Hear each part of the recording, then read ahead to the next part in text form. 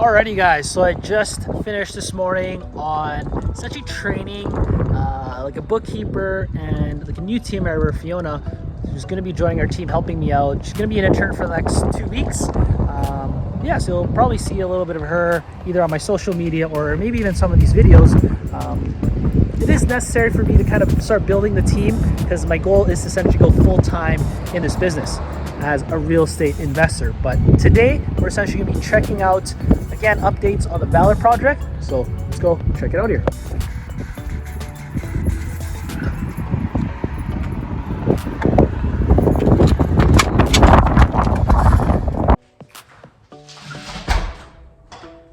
So we're back in the Valor renovation project. So just got inside here, taking a look a little bit of the progress that my contractor's team got in. You can see, got the cutout here.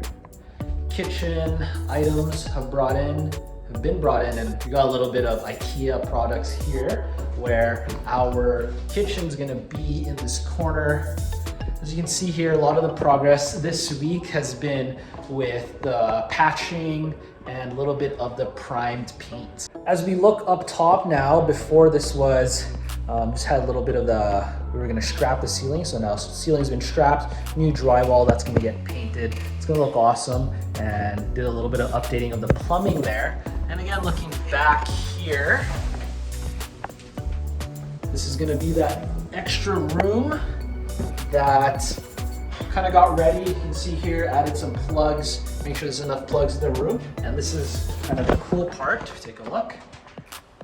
Got a little closet here. So it's actually gonna be a full room, and basically we're able to turn this house into a 2-bedroom, 1 bath into a 3-bedroom, 1 bath. So again, adding a little bit of value by adding more rooms is a way that you can increase the value, so you can do a good brrrr and pull a little bit of that money out.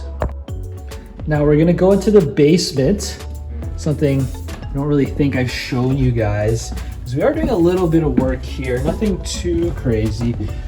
Mostly just kind of, again, we got rid of the carpets that were here. Gonna clean this up and mostly just paint the walls, paint the ground, make it look nice and clean. And yeah, not really doing too much here. Like I mentioned, I was thinking of putting a bathroom in there.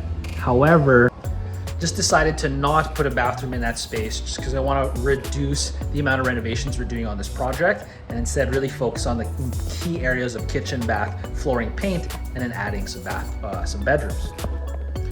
So going upstairs, again, take a look at a little bit of progress here. A lot of it has been the patching, electricals, almost done here. Probably did our update already because I can see a lot of the electrical areas being opened, but also being closed up with the patches. This is the master bedroom in here, looking nice and bright.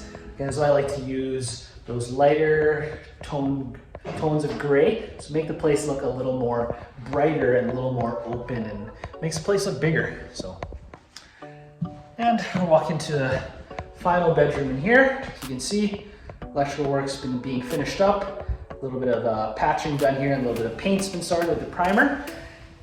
Got a little bit of a delay on this project just because some of our team got sick in the beginning of the week, but that's all good. The benefit of working with a really good contractor that has its own team and multiple teams is that if the team gets sick, well, we all have some systems already in play, and the contractor can manage all that, and then things aren't getting delayed too much. So I always expect delays when it comes to my renovations, just because in a perfect world, it'd be nice if everything went on schedule, but that's not necessarily the reality of the real estate game. You want to make sure you have that contingency fund, emergency fund, and be ready for any of those delays. Sometimes there's supply chain issues. Whatever the issue is, there's almost always issues. But again, we're in the business of solving problems. So I like to make sure that my team is able to creatively solve those problems, have solutions ahead of time, and have those built-in systems. I almost want them to have better systems than I do because they're the ones kind of doing the work, getting sure everything works out, and making sure things go very smoothly. My systems are a little bit different. They're always constantly improving, and that is something that's going to be very beneficial for your growth in the real estate game is that you're constantly developing these systems, but also you work with people that also have really good systems. So this week in this video, we've been talking a little bit about kind of the systems and the importance of systems when it comes to real estate investing.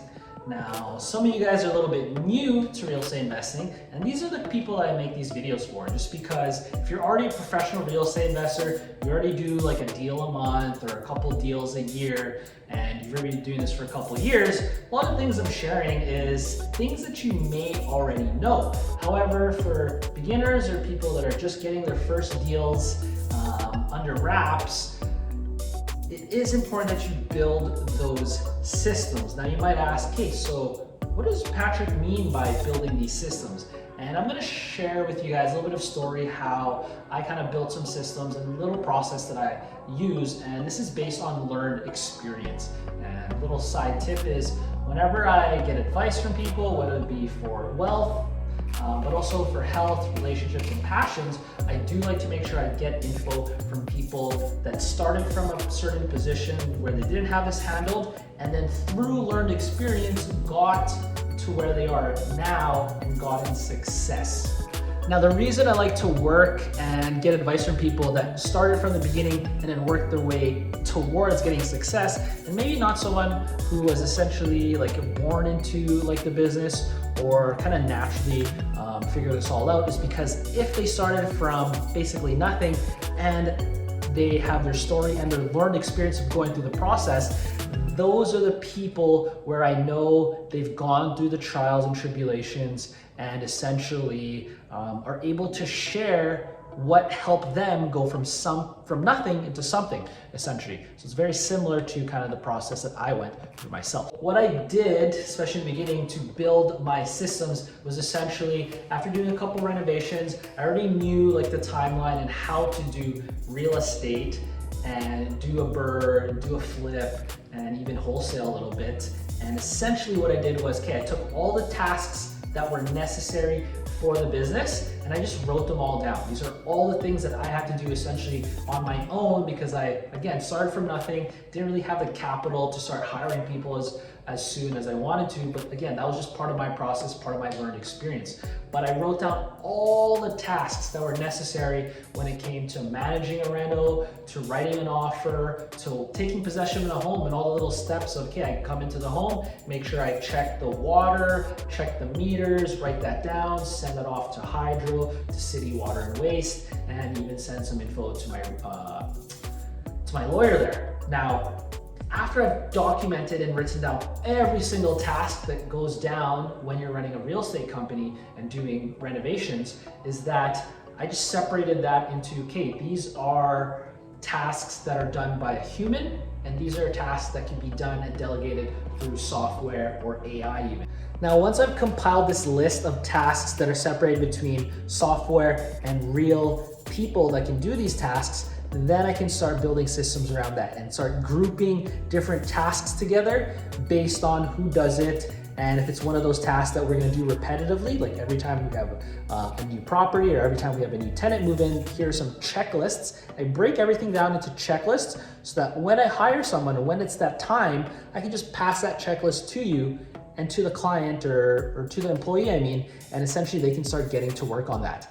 Now, these checklists also help me understand, because again, in the very beginning, if you're starting from nothing, you're gonna have to be doing a lot of these tasks on your own. So it does help to have a checklist. So even to this day, I always have a checklist when it comes to analyzing a property, buying a property, getting my down payment, and attracting different money partners. So these checklists just help it so I don't have to like reinvent all my systems and reinvent every single step that I need to do. Instead, I just check out the checklist and be like, hey, step 1, step 2, step 3, step 4, step 5. And again, the business keeps rolling that way. And then this is how we can focus on more high income, let's say, opportunities or tasks. And we start delegating everything else to other people.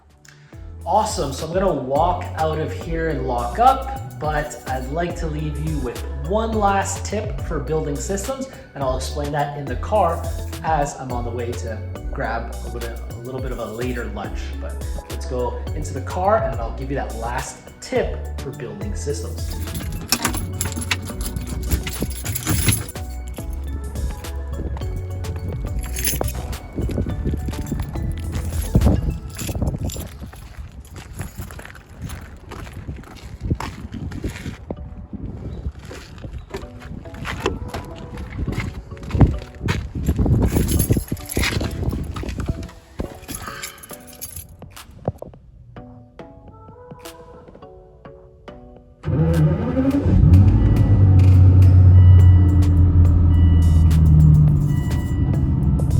The last tip that I want to offer you guys in this week's video when building systems is to be okay and comfortable when your systems fail.